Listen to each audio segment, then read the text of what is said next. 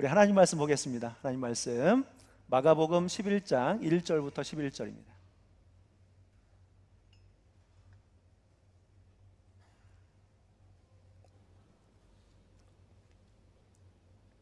마가복음 11장 1절부터 11절 말씀 한 절씩 교독으로 봉독합니다. 그들이 예루살렘에 가까이 와서 감람산 벳바게와 베다니에 이르렀을 때에 예수께서 제자 중 둘을 보내시며 이르시되 너희는 맞은편 마을로 가라. 그리로 들어가면 곧 아직 아무도 타보지 않은 나귀 새끼가 매어 있는 것을 보리니 풀어 끌고 오라. 만일 누가 너희에게 왜 이렇게 하느냐 묻거든 주가 쓰시겠다 하라. 그리하면 즉시 이리로 보내리라 하시니 제자들이 가서 본즉 나귀 새끼가 문 앞 거리에 매어 있는지라 그것을 보니 거기 서 있는 사람 중 어떤 이들이 이르되 나귀 새끼를 풀어 무엇 하려느냐 하매 제자들이 예수께서 이르신 대로 말한대 이에 허락하는지라. 나귀 새끼를 예수께로 끌고 와서 자기들의 겉옷을 그 위에 얹어 놓음에 예수께서 타시니 많은 사람들은 자기들의 겉옷을 또 다른 이들은 들에서 벤 나뭇가지를 길에 펴며 앞에서 가고 뒤에서 따르는 자들이 소리 지르되 호산나 찬송하리로다 주의 이름으로 오시는 이여 찬송하리로다 오는 우리 조상 다윗의 나라여 가장 높은 곳에서 호산나 하더라. 예수께서 예루살렘에 이르러 성전에 들어가사 모든 것을 둘러보시고 때가 이미 저물매 열두 제자를 데리시고 베다니에 가시니라. 아멘. 네, 오늘은 어떤 왕을 기다리십니까? 라고 하는 주제를 가지고 하나님의 말씀을 전하도록 하겠습니다. 여러분, 대한민국에 총선이 얼마 남지 않았습니다. 나라 국민을 대표하는 또 특히 법을 제정하는 일에 있어서 일을 하는 중요한 분들이 이번 선거에서 결정이 되는데요. 여러분, 우리 하나님을 믿는 사람들이 더욱더 기도하여야 합니다. 그래서 좋은 하나님의 편 내선, 하나님의 뜻을 이룰 수 있는 좋은 일꾼들이 이렇게 좋은 법을 만들어서 또 좋은 대한민국을 이끌어 갈 수 있기 위해서 여러분 더 많이 기도해 주시길 바랍니다. 자, 투표를 하면서 국민들은 후보들에게 나름 자기가 기대와 바람을 갖습니다. 좋은 법을 만들어서 좋은 세상을 만들어 주십시오. 풍요롭고 평화롭고 안전하고 공정하고 또 상식이 통하고 온 국민을 하나로 만들 수 있는 그러한 대표, 모두가 인정하는 행복한 세상을 만들어 줄 수 있는 그러한 대표들이 이번에 뽑히게 해주십시오. 그러면서 그런 마음을 담아 소중한 여러분의 한 표를 던지실 것입니다. 자, 후보들은 저마다 내가 당신들이 원하는 것을 이루어줄 수 있는 사람이요, 나는 이러한 정책을 가지고 있습니다 라고 하면서 자기를 이야기할 겁니다. 자, 그러나 늘 기대에 대해서 만족할 만한 결과는 주지 못한 것 같습니다. 자, 이와 비슷한 일들이 오늘 말씀 속에도 있거든요. 오늘 말씀해 보면 이스라엘 백성들이 예수님에 대해서 큰 기대가 있었음을 알 수가 있습니다. 그리고 며칠이 지나지 않아 그 기대가 실망으로 바뀌면서 예수님을 십자가에 못 박으라고 사람들이 말을 하게 됩니다. 왜 이런 일들이 일어나게 되었던 것일까요? 여러분, 오늘은 사순절 마지막 주일인 종려주일입니다. 종려주일은 예수님이 고난당하시고 죽으시기 위해서 예루살렘에 입성하실 때 소문을 들은 많은 사람들이 나와서 아름다움과 승리를 상징하는 종려나무 가지를 흔들면서 예수님을 맞이한 데서 생겨난 것입니다. 한때 이들이 호산나를 외쳤기 때문에 호산나 주일이라고 부른 적도 있어요. 이스라엘 백성들이 큰 기대와 소망을 가지고 예수님을 환영했습니다. 자, 복음서를 보면 예수님의 공생애가 3년이거든요. 그 3년의 공생애 기간 중에 이 예루살렘에 입성한 요 시간이 일주일밖에 되지 않아요. 근데 복음서 전체의 분량의 3분의 1이 바로 예수님이 예루살렘 입성한 이후의 이야기를 기록하고 있습니다. 자, 4개의 복음서 모두가 예수님의 공생애의 마지막 한 주를 집중적으로 조명하고 있어요. 자, 왜 그랬을까요? 여러분이 만일 일주일 후에 죽게 된다면 하루하루 한순간 한순간이 중요하고 의미가 있고 가치 있는 시간이 되지 않겠습니까? 예수님의 마지막 일주일도 그러하였어요. 예수님의 공생애의 마지막, 그리고 정말 중요한 사건인 예수님의 고난과 죽음과 부활이 바로 이 한 주 안에 일어나게 된 겁니다. 그래서 많은 교회들이 이 기간에 의미 있고 특별한 일을 합니다. 그래서 어떤 분은 금식을 하기도 하고 많은 교회에서 특별 새벽 기도회를 합니다. 우리 교회도 여러분 이 기간에 고난주간 특별 새벽 기도회로 모입니다. 그래서 모여서 주님을 기억하는 시간을 갖습니다. 여러분 아이들 학교도 보내야 되고 남편 직장도 출근도 시켜야 하지만 여러분 특별한 사정이 없으시다면 이번 주 특별 새벽 기도회에 집중해 주셨으면 좋겠어요. 그래서 한 주간 모두 기도하는 일에 집중해 주시고 참여하셔서 우리를 위해서 피 흘리시고 우리를 대신해서 죽으신 예수님을 기억하고 감사하고 주님의 고난과 죽으심에 함께 아파하며 슬퍼하는 주님과 동행하는 시간으로 여러분 이 한 주를 보낼 수 있기를 바랍니다.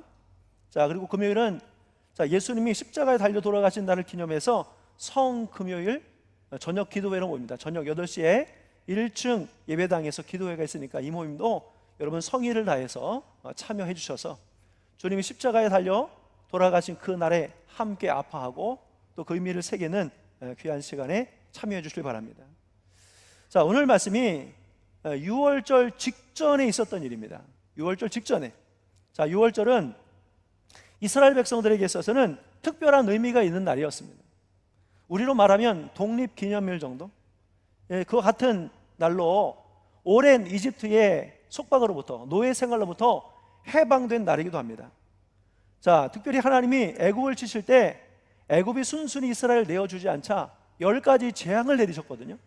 그 중에 마지막 재앙이 바로 장자를 치는 재앙이었는데 하나님께서 문인방과 문설주에 양의 피가 발라진 이스라엘의 집은 그냥 하나님의 사자가 지나가게 하셔서 장자의 죽음을 면하게 하셨어요. 자, 그래서 이날은 하나님의 구원의 날이었습니다. 하나님은 이를 기념하라고 명령하셨어요. 그래서 예수님이 이 6월절 가까이에 죽임을 당하시고 십자가를 지신 이유는 바로 예수님이 6월절에 어린 양이 되셨기 때문에 그렇습니다. 자, 6월절이 되면 전 세계에 흩어졌던 유대인들은 다 예루살렘에 모여서 축제를 즐겼습니다. 유대 역사가였던 요세푸스에 의하면 당시 팔레스틴, 이스라엘 땅 안에 살고 있는 이스라엘 백성들의 수는 약 한 100만 정도였다고 합니다.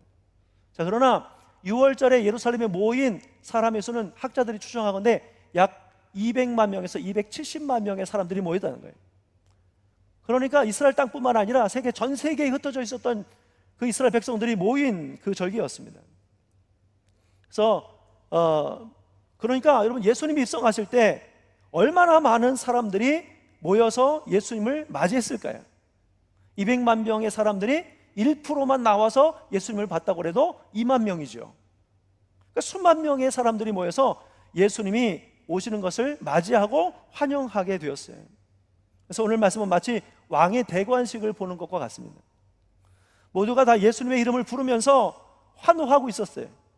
우리나라 사람들은 태극기를 흔들지만 이들은 승리를 상징하는 종려나무의 가지를 흔들면서 당신을 지지하고 있습니다. 나를 실망시키지 말고 잘 해주십시오. 예수, 예수, 예수를 외쳤던 거예요. 하면서 그 이름을 불렀습니다. 이들의 마음속에는 예수님에 대해서 어떤 생각과 기대로 가득 차 있었던 것일까요? 이들은 이미 예수님에 대한 소문을 듣고 있었어요. 특히 오병이어 그리고 칠병이어로 많은 사람들을 먹이셨다라고 하는 기적의 이야기를 들었을 때 이들은 예수님이 왕이 되면 야, 우리는 굶어 죽을 일은 없겠구나 이렇게 생각했을 겁니다. 예수님이 경제를 성장시키고 식량 관리를 잘하면 우리가 더 이상 배고플 이유는 없어 이렇게 생각했을 거예요. 수많은 병자를 고치신 이야기를 들었을 때 그들의 마음속에는 이제 우리가 이 지긋지긋한 질병으로부터 해방될 일이 얼마 남지 않았어. 예수님이 직접 치료해 주실 수도 있고, 요즘으로 말하면 의료제도라든가 국민 건강을 위해서 저가 무엇을 할 사람이다 라고 기대를 가진 거예요. 뿐만 아니라 예수님은 그동안에 강한 자에게 강하셨어요. 약한 자에게는 부드러우셨어요. 소외된 사람들을 돌보셨습니다. 여인들이나 아이들에 대해서도 따뜻하고 친절하셨어요. 예수님의 인격과 성품은 인정받았습니다. 그래서 이전에 어떤 다른 지도자들과는 다르게 소통이 될 것 같은 거죠. 자기들의 마음을 이해해 줄 수 있을 것 같은 거죠. 또 자기들이 말한 것에 대해서 예수님이 잘 들어줄 것 같은 그런 마음이 있었던 겁니다.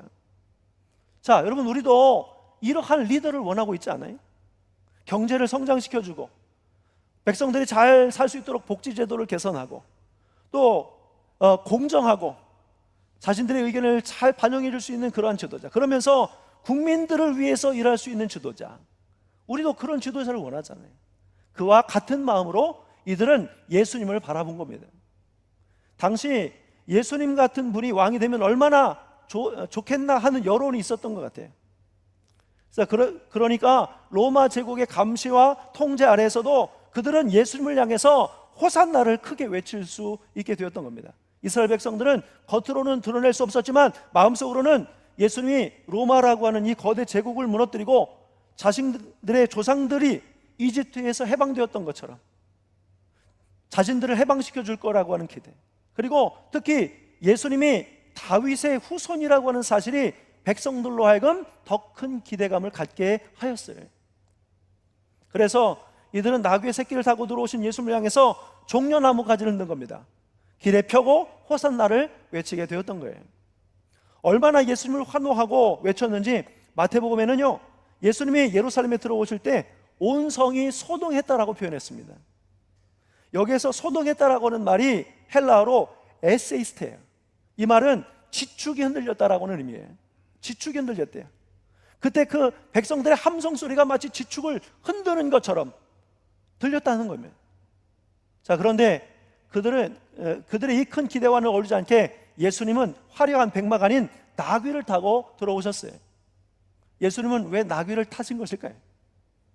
자, 예수님이 오시기 전 수백 년 전에 스가랴라고 하는 예언자가 있었습니다. 그 예언자가 이렇게 예언을 했어요. 스가랴서 9장 9절의 말씀에 보면, 시온에 따라 크게 기뻐할지어다, 예루살렘에 따라 즐거이 부를지어다, 보라 내 왕이 내게 임하시나니 그는 공의로우시며 구원을 베푸시며 겸손하여서 나귀를 타시나니 나귀의 작은 것 곧 나귀 새끼니라. 자, 이 예언자의 말씀이 예수님을 통해서 이루어진 거예요. 왕이 임할 것인데 그분이 나귀를 탈 거다, 그 나귀의 작은 것을 탈 거다, 이 말씀이 예수님이 나귀를 타고 들어오심으로 이루어진 겁니다. 자, 그렇다면 스가랴는 왜 왕이 임하는데 그분이 나귀를 타고 올 것이라고 했을까요? 그것은 메시아의 정체성을 나타내기 위함이었어요. 그것은 겸손이었습니다. 또한 예수님은 왕이시지만 겸손하셔서 나귀를, 그것도 나귀 새끼를 타고 오실 거라고 했습니다. 자, 사실 이스라엘에는 오래전부터 왕이 있었습니다. 자, 그분이 누구시냐면 바로 하나님이셔요. 사무엘상 8장에서 사람들이 사무엘에게 우리에게 왕을 주어서 우리를 다스리게 해달라고 요청했을 때도 사무엘은 듣고 기뻐하지 않았어요. 또 하나님이 듣고서 기뻐하지 않으셨어요. 왜냐하면 새 왕을 달라고 하는 것은 하나님을 왕으로 인정하지 않고 있었다는 것이기 때문입니다. 그런데도 하나님은 그들의 요구를 들어주신 거죠. 그래서 사울과 다윗을 왕으로 세우셨어요. 자, 그러나 실제하는 이스라엘의 진짜 왕은 누구십니까? 하나님이십니다. 하나님이 왕 중에 왕이셨습니다. 하나님이 세우신 왕은 하나님의 명령을 따라서 이 땅에서 하나님의 통치를 실현하는 사람이었습니다. 여러분, 이 말을 이상하게 들으면 그러면 왕들은 그저 하나님의 꼭두각시에 불과한가? 그건 아니에요. 그들은 분명히 기억할 것은 뭐냐면, 여러분, 하나님보다 더 좋은 통치자가 없습니다. 하나님보다 위대하신 통치자는 없습니다. 그래서 이스라엘 왕은 늘 하나님에 대해서 겸손해야 됐어요. 왜? 하나님의 뜻을 이루어야 되기 때문에.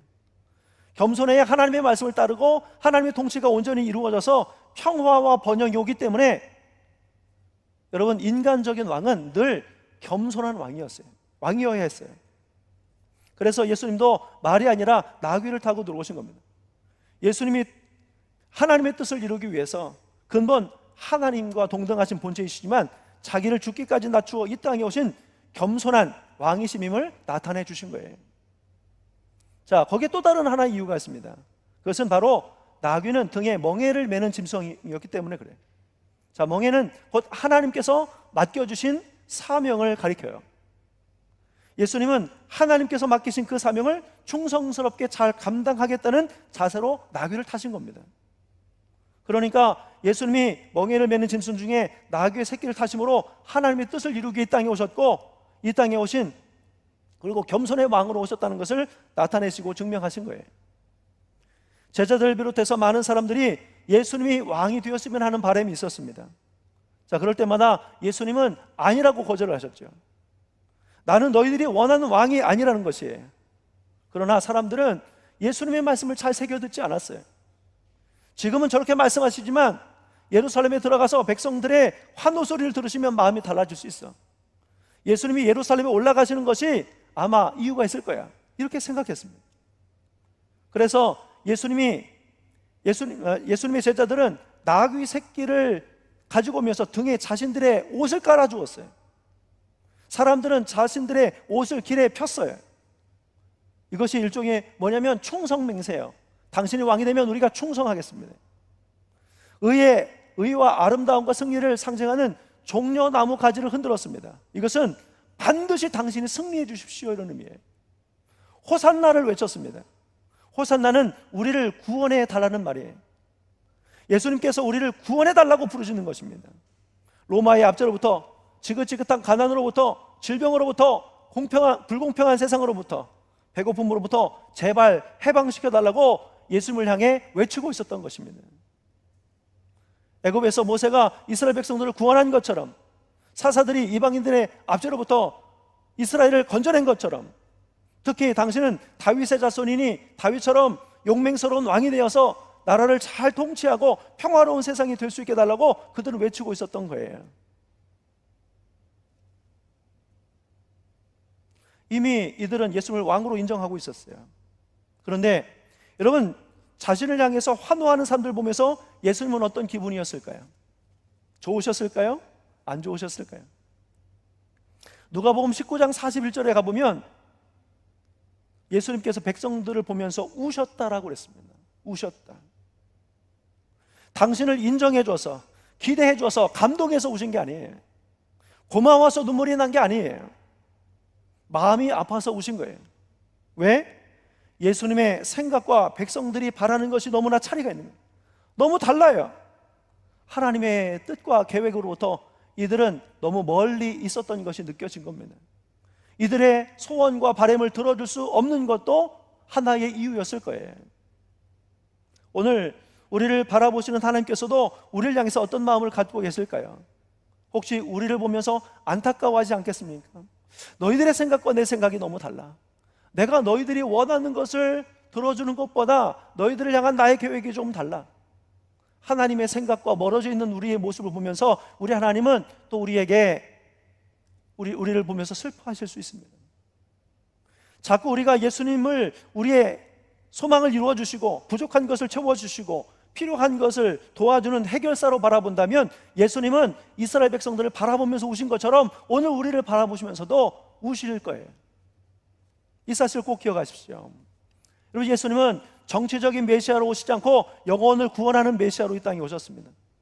죄와 사망의 권세로부터 건져주시고 우리의 죄를 당신의 피로 씻어 정결케 해서 우리를 살려주시기 위해서 오신 거예요.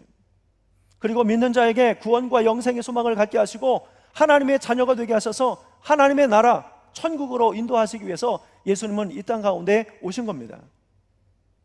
그러나 이 백성들의 관심은 오직 먹는 거예요. 무엇을 마실까, 무엇을 입을까, 무엇을 먹을까요? 육신의 정욕, 안목의 정욕, 이생의 자랑에 사로잡혀 있었습니다.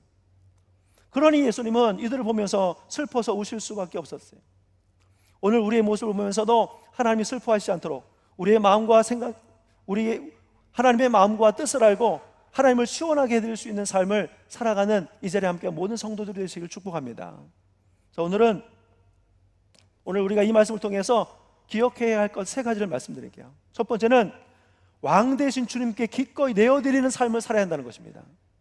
왕 대신 주님께 내어드리는 삶이요. 여러분, 예수님이 타고 들어오신 나귀는 어디에서 온 것일까요? 예수님이 처음부터 나귀를 타고 오신 것이 아니라 바로 벳바게에서부터입니다. 그곳에서 예수님은 제자들에게 이렇게 말씀하셨어요. 맞은편 마을로 가서 아무도 타보지 않은 나귀 새끼를 풀어 내게 끌고 와라. 만일 누가 왜 이렇게 하느냐 묻거든 주가 쓰시겠다 하라. 그러면 보낼 것이다.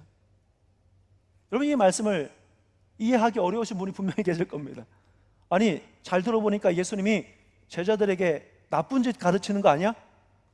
왜 남의 소유인 나귀를 가지고 오라고 하는 거야? 도둑질 가르치는 거 아니야?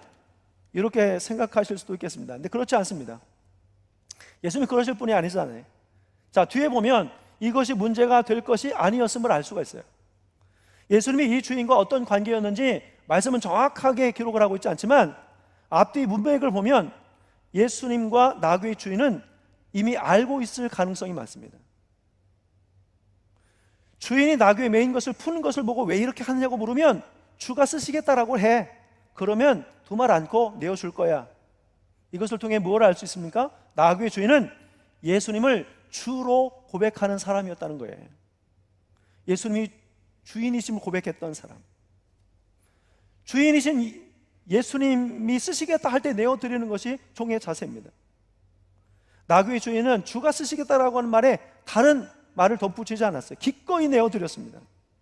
만일 여러분이 예수님이 우리의 왕되심을 인정한다면 우리 또한 주님을 위해서 우리의 것을 기꺼이 내어드릴 수 있는 삶을 살게 됩니다. 주인이시니까. 그럼 나귀는 생각보다 감나는 재산이에요. 어떻게 보면 이 사람에게 있어서 가장 가치 있고 비싼 것이었을지 모릅니다.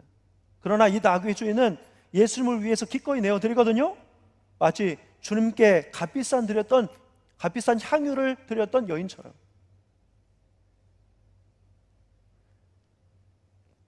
이 내어드리는 헌신을 통해서 바로 스가랴 선지자의 예언이 이루어질 수 있게 되었던 겁니다. 여러분, 헌신은 하나님의 의와 뜻을 이루고 세워요. 교회 공동체도 마찬가지입니다. 수만 명이 출석하는 교회도 헌신하는 사람들이 없으면 교회가 바로 서지 않아요. 하나님의 뜻에 헌신하는 사람들을 통해서 하나님은 역사를 이루어 가셔요. 하나님의 뜻을 세워 가신다는 것을 기억하시고, 여기에 계신 분들이 하나님께, 왕되신 주님께 우리의 것을 기꺼이 내어드릴 수 있는 헌신을 보이는 성도들이 되시기를 예수님의 이름으로 간절히 축원합니다. 자, 두 번째는 왕이신 예수님의 겸손을 배워야 한다는 거예요. 주님이 나귀의 새끼를 타신 것이 그의 겸손한 때문이라고 했습니다. 여러분, 하나님은 겸손한 자를 통해서 구원의 역사를 써 가십니다. 왜 겸손한 자를 통해서 일하실까요? 겸손한 자가 하나님의 말씀을 받고 순종하기 때문에 그렇습니다. 내 생각을 따라 살겠다고 하는 사람은 사울 왕처럼 교만에 빠지게 돼 있어요. 우리가 지난주 주신 말씀 아닙니까? 내 생각에는 그 사울처럼 돼요. 그러나 주님 생각에는, 하나님의 뜻에는, 이게 겸손입니다. 성경에 하나님이 겸손한 자를 구원하시고 아름답게 하신다고 그랬어요. 겸손한 자의 소원을 들어주신다고 하셨어요. 겸손한 자를 붙들어 주신다고 그랬어요. 겸손한 자는 여호와로 말미암아 기쁨이 더한다고 말씀하셨어요. 겸손한 자에게 은혜를 베풀어 주신다고 하셨습니다. 겸손하신 예수님의 모습이 우리 가운데 있기를 소망합니다. 예수님이 겸손하셨으니까 예수님을 왕으로 모시는 우리 또한 겸손해야 됩니다. 그래서 겸손한 여러분들을 하나님이 쓰실 수 있게 하셔야 됩니다. 자, 하나님의 사람들은 반드시 겸손해야 돼요. 자기보다 하나님을 높이고 남을 나보다 낮게 여기는 마음으로 살아갈 때 하나님께서 여러분을 통해서 일하시고 역사하시고 복을 주실 줄 믿습니다. 자신이 스스로 겸손한 사람이라고 말하지 말고 하나님이 인정하는 겸손한 사람, 다른 사람이 볼 때 저 사람은 참 겸손한 사람, 그러한 모습이 갖추어질 때 하나님은 여러분을 통해서 크게 역사하여 주실 겁니다. 야고보서 4장 10절에 주 앞에서 낮추라, 그리하면 주께서 너희를 높이시리라. 우리 스스로가 우리를 높이려고 하는 것은 겸손에 빠져요. 하지만 우리를 낮추실 때 하나님이 우리를 높이신다는 거예요. 주님 앞에서 겸손하셔서 주님이 높여주시는 인생을 살아가는 우리 사랑하는 모든 성도들이 되시기를 예수님의 이름으로 간절히 축원합니다. 자, 세 번째는 왕이신 주님께서 걸어가신 십자가의 길을 따라가야 하는 것입니다. 자, 예수님은 당신께서 예루살렘에 들어오면 어떤 일이 일어날지 정확하게 알고 계셨어요. 그래서 마태복음 16장 21절에 이때로부터 예수 그리스도께서 자기가 예루살렘에 올라가 장로들과 대제사장들과 서기관들에게 많은 고난을 받고 죽임을 당하고 제3일에 살아나야 할 것을 제자들에게 비로소 나타내시니, 예수님은 베드로의 신앙 고백 이후부터 예수님이 예루살렘에 들어가서 어떤 일이 있을지를 말씀하셨어요. 고난을 받고 죽게 될 것을, 그리고 3일 만에 살아나게 될 것을 예수님이 여러 번 말씀하셨어요. 적어도 3번 이상 말씀하셨어요. 그런데도 예수님이 예루살렘에 기꺼이 들어오십니다. 왜? 이유는요, 십자가를 지기 위함입니다. 십자가를 지는 일이 아픔과 고통이 따르지만 십자가 없이는 구원이 완성되지 않기 때문에 그랬었어요. 또한 예수님이 이렇게 말씀하셨습니다. 마태복음 16장 24절에 이에 예수께서 제자들에게 이르시되 누구든지 나를 따라오려거든 자기를 부인하고 자기 십자가를 지고 나를 따를 것이니라. 십자가는 예수님만 지는 게 아니에요. 내 몫에 십자가가 있어요. 예수님을 왕으로 모신 왕 백성들은 예수님처럼 십자가를 지는 삶을 살아가야 하는 거예요. 예수님의 제자라면 그 십자가를 지고 주님을 따라가야 되는 것입니다. 그것이 바로 구원과 생명으로 가는 길이기 때문에 그렇습니다. 자, 그동안 여러분들은 예수님을 왕으로 인정하셨나요? 예수님이 여러분들의 왕이셨습니까? 예수님이 왕이셨다면 왕의 통치함을 받고 계셨나요? 왕이 아니셨다면 아무도 예수님 아닌 다른 것에 여러분 통치를 받으셨을 거예요. 어쩌면 예수님은 여러분들이 원하는 것을 채워주고 들어줄 왕은 아닐 수 있습니다. 그러나 예수님은 여러분들 위해서 당신의 몸을 찢어 주셨어요. 백성들을 위해서 자기 몸을 찢어 백성들을 살리셨다면 그분은 진짜 왕이십니다. 그래서 여러분들에게 죄사함과 구원과 평화와 기쁨을 주신 거예요. 왕이 평화를 주고 기쁨을 주고 한다면, 구원한다면 그 역할을 다 한 거죠. 우리가 원하는 것을 채워서 얻을 수 있는 것들이 아닙니다. 그것은 우리가 원하는 것을 주신 왕은 아니지만, 다 주신 것은 아니지만, 예수님은 당신의 몸을 내어 주셔서 우리를 살려주셨고 구원으로 이끌어 주셨고 샬롬, 평화로 또 하나님의 나라의 백성으로 또 살게 하여 주신 참 우리의 왕이심을 고백할 수 있는 우리 사랑하는 모든 성도들이 되시길 축복합니다. 나를 위해 기적을 베풀어 주실 자를 찾다가, 나를 위해 기적을 베풀어 주실 자를 찾다가 예수님을 알게 되었고 위로가 필요할 때 예수님의 능력 때문에 호산나를 외친다면 우리는 이스라엘 백성들과 별반 다르지 않아요. 또 예수님에 대해서 실망할 날이 분명히 옵니다. 십자가에 예수님을 못 박으러 외쳤던 사람들처럼 똑같이 될 거예요. 오늘 여러분은 예수님이 우리에게 어떤 왕이 되시기를 바라고 계십니까? 이것보다도 여러분들이 원하는 왕을 찾지 마시고 예수님의 왕됨을 인정하시고 예수님의 통치하심을 받으시면 돼요. 예수님께 순종하고 그분의 통치 가운데 살면 돼요. 그러면 구원이 있어요. 그러면 평화가 있어요. 기쁨이 살아나요. 이것을 믿으십니까? 여러분들이 원하는 것은 여러분들이 원하는 것을 얻으면서 주어지는 것이 아니라 왕이신 예수님의 통치하심을 받으면서 여러분들에게 주어지는 것이에요. 이게 오늘 말씀의 핵심이에요. 여러분, 이제 고난주간이 시작이 되었습니다. 주님과 동행하는 한 주가 되시길 바라고 주님의 통치하심을 받는 또 날들이 되시기를 축복합니다. 그래서 왕 되신 예수님을 인정하고 주님의 그 고난의 길에 참여하는 우리 사랑하는 모든 성도가 되시기를, 그래서 왕의 통치하심을 받고 그분이 주시는 것을 누리면서 살아가는 우리 사랑하는 이 자리에 함께 모든 성도들이 되시기를 예수님의 이름으로 간절히 축원합니다. 기도하겠습니다.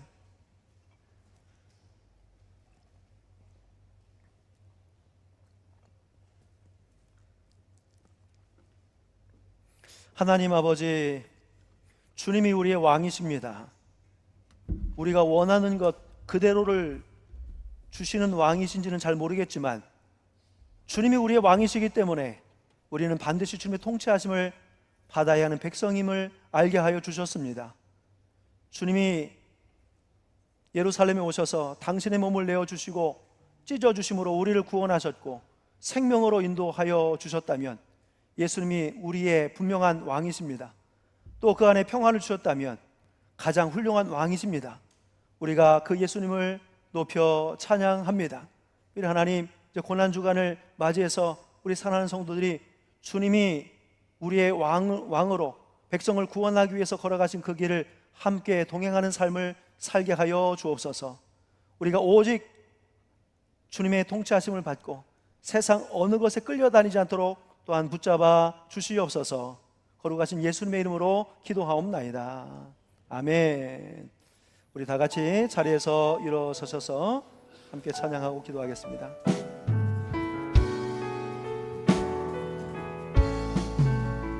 유월절 너를 향해 비로 나의 삶의 문이 열렸네. 저 어둠의 권세는 힘이 없네. 주 보혈의 능력으로 원수가 날 정죄할 때에도 나 외롭게 설 수 있네. 난 더 이상 정죄함 없네. 난 주 보혈 아래 있네. 난 주 보혈 아래 있네. 그 피로 내 죄 사했네. 하나님의 긍휼 날 거룩해 하시오네. 난 주 보혈 아래 있네. 난 원수의 어떠한 공격에도 더 이상 넘어지지 않네. 난 주 보혈 아래 있네. 네, 우리 함께 기도하겠습니다. 오늘 주신 말씀을 기억하면서 주님이 우리의 왕이 되십니다. 우리가 원하는 그대로 주실 수 있을지는 잘 모르겠지만 하나님이 우리에게 가장 필요한 것으로 채워주시는, 그리고 우리를 가장 복되고 평화롭고 또 자유하게 하실 수 있는 그 왕이 예수님이심을 믿습니다. 여러분, 오늘 이 말씀 이후에 우리들의 삶이 예수님의 통치하심을 받기를 축복합니다. 예수님을 바라보는 여러분의 마음과 시선도 바뀌었으면 좋겠어요. 무엇을 얻을까 하여 바라보는 인생, 또 지금 당장 급하니까 하나님 해결해 주십시오, 이런 마음이 아니라 주님의 통치하심이 우리 가운데 있으면 저희 아무 걱정 없습니다. 주님 원하시는 대로 우리를 다스려 주시옵소서, 이런 마음을 가지고 살아가셨으면 좋겠습니다. 오늘 주신 말씀을 기억하면서 기도하시고, 또 이 한 주간 고난주간을 맞이해서 또 특별 새벽 기도회가 있습니다. 성금요일 기도회가 있습니다. 주님과 같이 그 길을 함께 동행하는 삶을 저희 살겠습니다. 믿음으로 결단하면서 우리 하나님 앞에 간절한 마음 가지고 기도하겠습니다. 우리 주여 한 번만 힘차게 외치시고 함께 기도하겠습니다. 주여!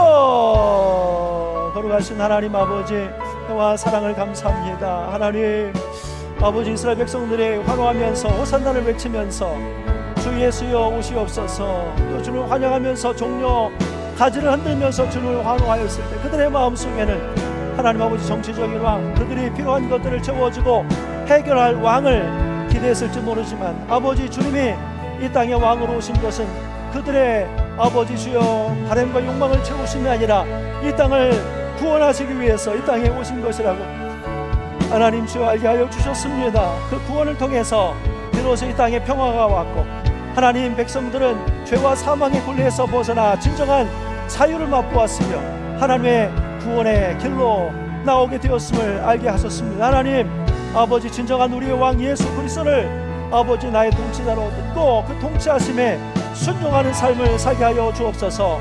왕이신 주님 앞에 하나님 우리의 삶을, 우리의 가진 것을 내어드리게 하여 주옵소서. 그래서 아버지 통치자의 뜻이 우리를 통해서 또한 이루어지게 하여 주옵소서. 왕이신 예수님의 겸손을 배우는 자들이 되게 하여 주옵소서. 하나님, 우리도 예수님처럼 겸손한 삶을 살게 하옵소서. 그래서 겸손을 통해서 역사하시고 겸손한 자에게 은혜를 베푸시고 겸손한 자를 높여 사용하시는 하나님의 은혜 가운데 나아가게 하여 주시옵소서. 하나님, 또한 왕이신 주님께서 십자가를 지셨듯이 우리도 주님과 같이 우리의 몫에 십자가를 지고 주님을 따르게 하여 주옵소서. 하나님, 그 길이 비록 가시밭과 같이 골고다의 언덕길과 같이 하나님 험난한 길일지라도 우리가 왕이신 주님을 따라 살아가는 자들이 되게 하여 주시옵소서. 하나님 아버지, 주여 이제 우리의 마음과 생각이 바뀌게 하옵소서.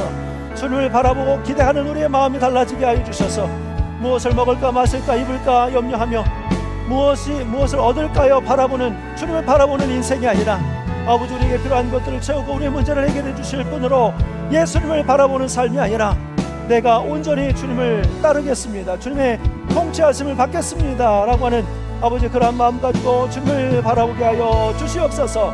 거룩하신 아버지 하나님, 하나님 아버지, 그 속에 하나님 허락하시는 주여 귀한 자유와 기쁨과 만족과 아버지 평안이 있음을 알게 하여 주셨습니다. 하나님, 이 말씀 아버지 새기게 하시고 심기게 하시고 하나님 내 삶의 열매 맺을 때까지 붙잡고 인내하게 하여 주시옵소서. 하나님, 이번 고난주간 내내 이 말씀이 떠오르게 하여 주시옵시고 특별히 고난주간 특별 새벽기도회가 하나님 예정이 되어 있습니다.